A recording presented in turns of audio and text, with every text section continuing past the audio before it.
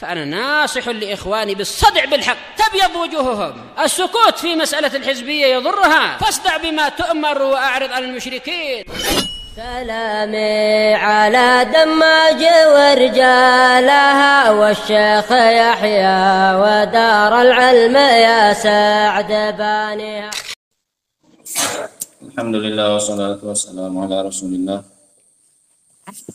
wa ala alihi wa sahbihi wa man wala. Kita lanjutkan kajian tafsir kita. Kita masuk pada ayat yang ke-18. Setelah janjinya iblis laknatullahi alaih untuk menyesatkan anak Adam dengan segala cara, bahkan dari berbagai arah dia akan mendatangi anak Adam untuk menyesatkan mereka dari jalannya Allah Subhanahu wa Ta'ala. Dan ini sebenarnya adalah pada hakikatnya pertolongan dari Allah Subhanahu wa Ta'ala kepada kita, dengan Allah Subhanahu wa Ta'ala memberitahukan rencana makarnya iblis dan bala tentaranya, agar kita bisa melakukan persiapan untuk menghadapi peperangan melawan iblis laknatullahi alaih. Kemudian kata Allah Subhanahu wa Ta'ala di ayat yang ke-18,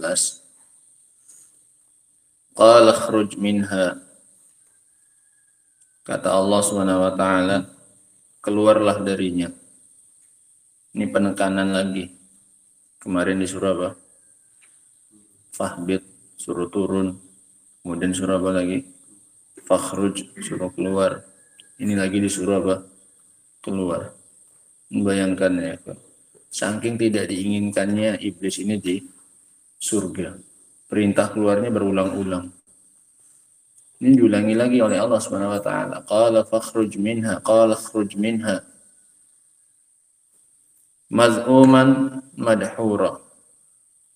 Keluarnya pun bukan dalam keadaan baik-baik, bukan dipersilahkan, tapi keluarnya dengan maz'um, ay mazmum, dalam keadaan tercela, dalam keadaan hina, madhura, dalam keadaan madhur, jauh dari rahmat Allah Subhanahu wa Ta'ala, terusir. Keluarlah dalam keadaan hina dan terusir, sehingga bukan keluar dari surga baik-baik. Laman tabi'aka minhum, dan orang-orang yang mengikutimu dari mereka, la'amla'anna jahannama minkum ajmain, engkau dan orang yang mengikutimu dari manusia dan jin akan aku penuhkan neraka jahanam dari kalian semua. Semua dari kalian akan aku masukkan ke dalam neraka jahanam sampai jahanam itu apa? Penuh. Sehingga jahanam ini pasti penuh.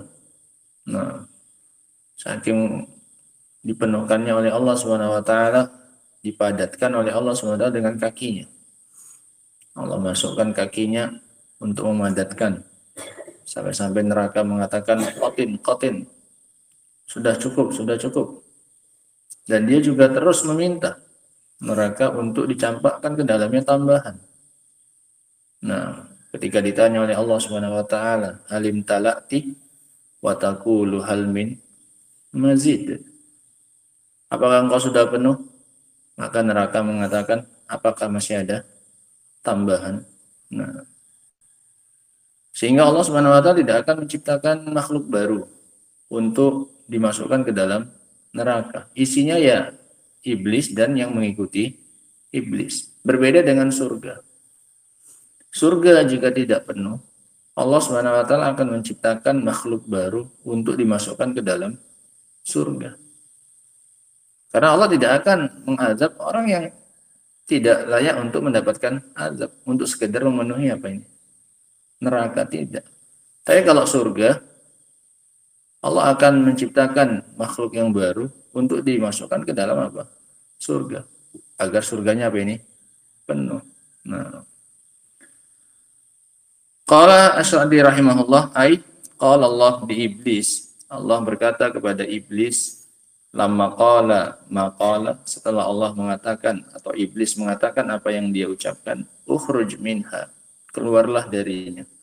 Khuruj sigharin wahtiqarin, dengan keluar yang rendah dan hina.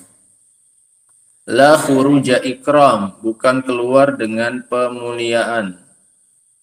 Bal maz'uman ay mazmuman, bahkan keluarnya dalam keadaan maz'um, artinya mazmum, tercela. Madhuran, dan juga dalam keadaan madhur. Muba'adan anillahi wa an rahmatihi wa an kulli khair, dijauhkan dari Allah dan dari rahmatnya dan dari segala kebaikan. Ini bentuk keluarnya iblis dari surga. La'amla'anna jahannam minka wa mimman tabi'aka minhum ajma'in. Aku pasti akan memenuhkan jahannam darimu dan juga dari orang-orang yang mengikutimu dari mereka semuanya. Wa hadza qasamun minallah. Ini adalah sumpah dari Allah Subhanahu wa taala. Annan nar darul usah, bahwasanya neraka adalah tempat tinggalnya pelaku maksiat.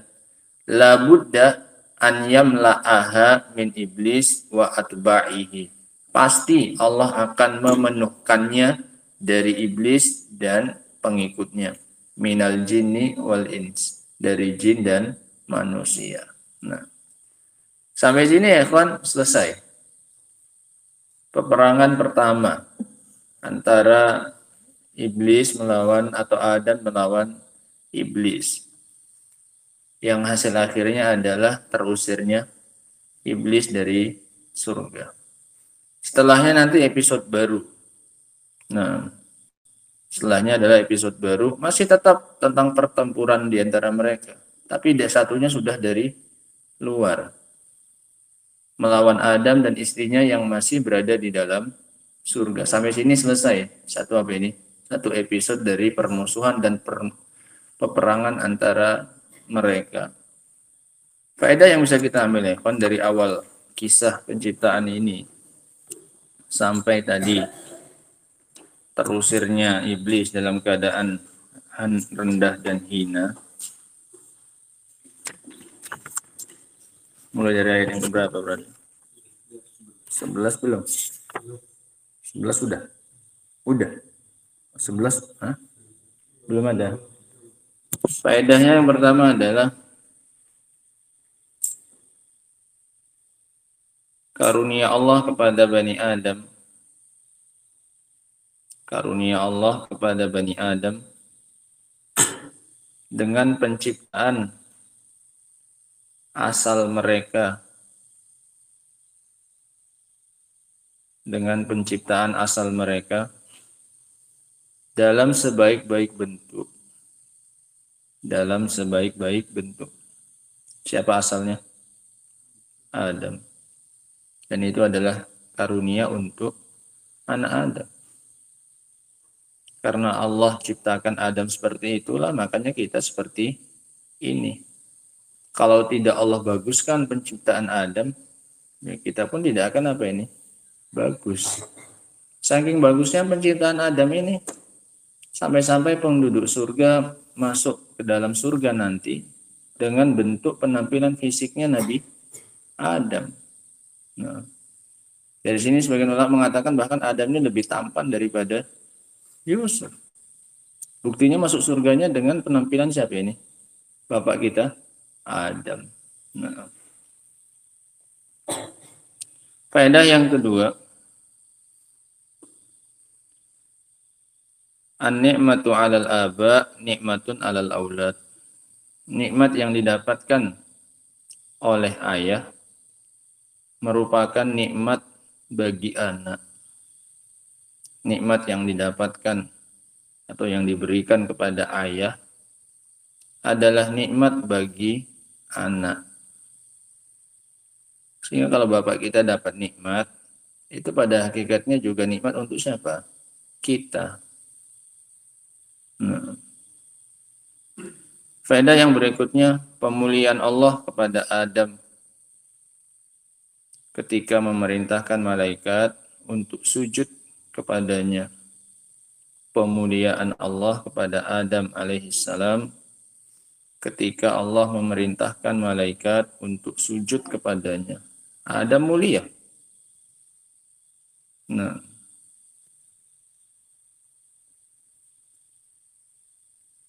faedah yang berikutnya, iblis ma'dudun fil malaikah. Iblis tergolong bagian dari para malaikat. Iblis tergolong bagian dari para malaikat. Dia masuk kelompok mereka. Secara zahir dia bersama dengan para malaikat. Oleh karena itu dia dikecualikan. Fasajadu illa iblis lam yakun minas sajidin. Karena dia bersama dengan para malaikat. Walaupun asal penciptaan mereka berbeda. Malaikat dari cahaya, iblis dari api. Tapi dia golongan siapa ini? Malaikat. Nah, faedah yang berikutnya, tercelanya sifat sombong. Dari mana ini tercelanya sombong? Yang pertama ini sifatnya iblis. Yang kedua, ini merupakan sebab dikeluarkannya iblis dari surga.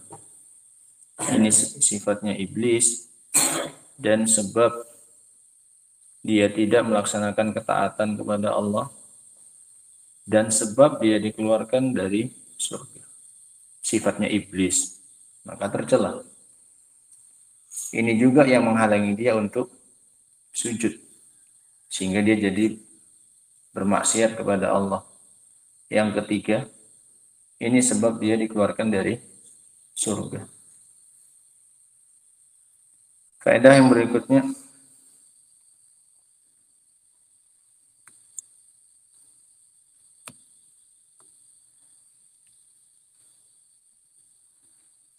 di antara hikmah Allah Subhanahu wa taala, di antara hikmah Allah Subhanahu wa taala adalah pemberian penundaan kepada iblis sampai hari kiamat. Di antara hikmah Allah Subhanahu wa taala adalah pemberian penundaan kepada iblis sampai hari kiamat.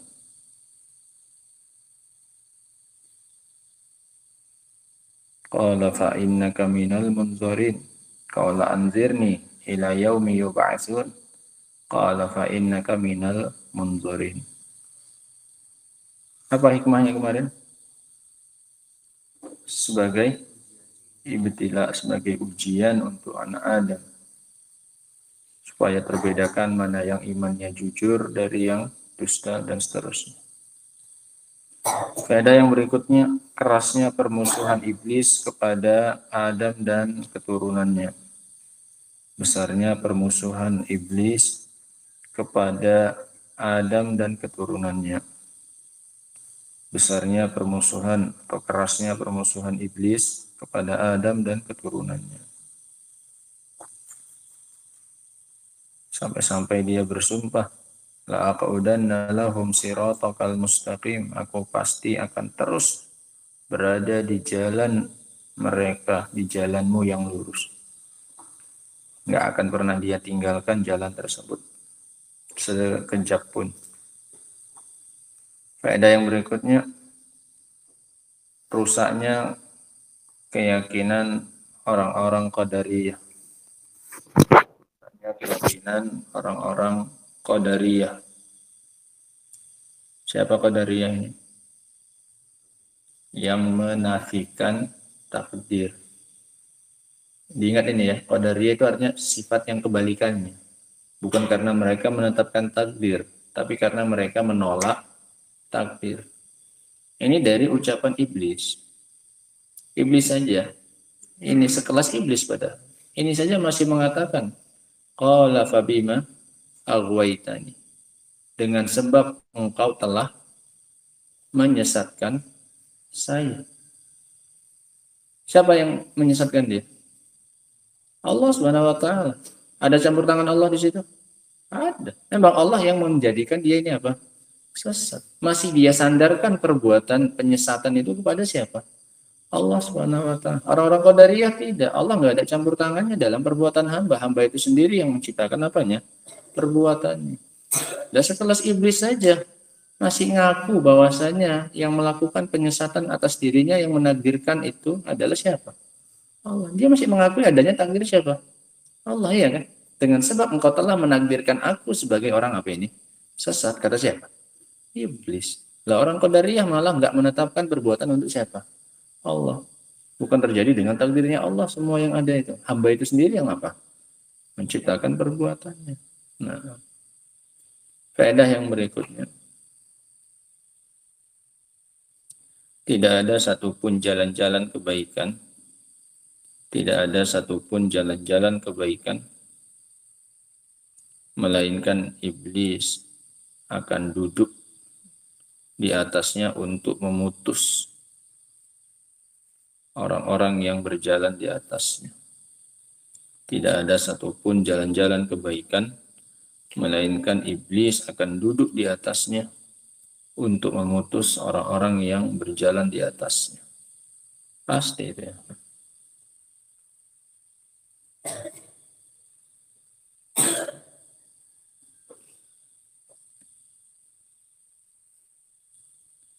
Ada yang berikutnya. Tujuan utama iblis dari anak Adam adalah menjatuhkan mereka ke dalam kekufuran dan mencegah mereka dari syukur. Tujuan utama iblis dari anak Adam adalah menjerumuskan mereka dalam kekufuran serta menghalangi mereka dari syukur. Wala tajidu aktsarahum syakirin. Engkau pasti tidak akan mendapati mereka sebagai hamba yang bersyukur. Lawannya syukur adalah apa? Kufur. Nah, faedah yang berikutnya, benarnya prediksi dan dugaan iblis. Benarnya prediksi dan dugaan iblis. Dan ini Allah terangkan sendiri. Allah akui kebenaran prediksinya dia. Dalam surat Saba ayat yang ke-20 kata Allah Subhanahu wa taala, wa laqad saddaqa 'alaihim iblisu zannahu. Dan sungguh iblis telah benar dalam apanya? Sangkaannya. Bahwasanya kebanyakan manusia memang tidak akan apa ini? Bersyukur. Allah akui kebenaran prediksinya siapa ini?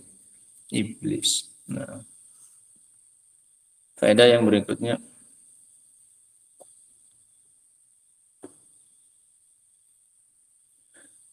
neraka akan dipenuhi oleh iblis dan yang mengikuti dia. Neraka akan dipenuhkan dengan iblis dan para pengikutnya.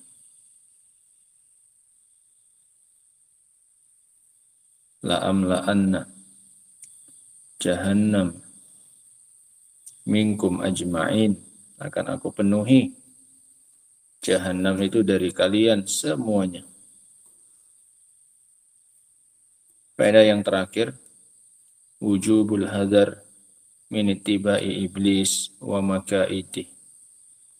Wajibnya berhati-hati dari mengikuti iblis dan jeratan-jeratannya. Wajibnya untuk berhati-hati dari mengikuti iblis dan jeratan-jeratannya. Makanya Allah kabarkan sampai sedemikian rupa besarnya permusuhannya agar kita berhati-hati. Nah, selesai dari pendahuluan awal mula permusuhan yang terjadi di antara Adam dan iblis. Setelahnya cerita apa yang dilakukan oleh Adam selama di surga bersama dengan istrinya Hawa, dan juga peperangan berikutnya lanjutan. Dan iblis tidak tinggal diam karena dia sudah kadung berjanji tadi. Dan itu akan diawali dengan peperangannya kepada siapa ini? Bapak kita Adam. Nah, wallahu taala a'lamu bissawab. Subhanakallahumma bihamdika asyhadu an la ilaha illa anta astaghfiruka wa atubu ilaik. Walhamdulillahirabbil alamin.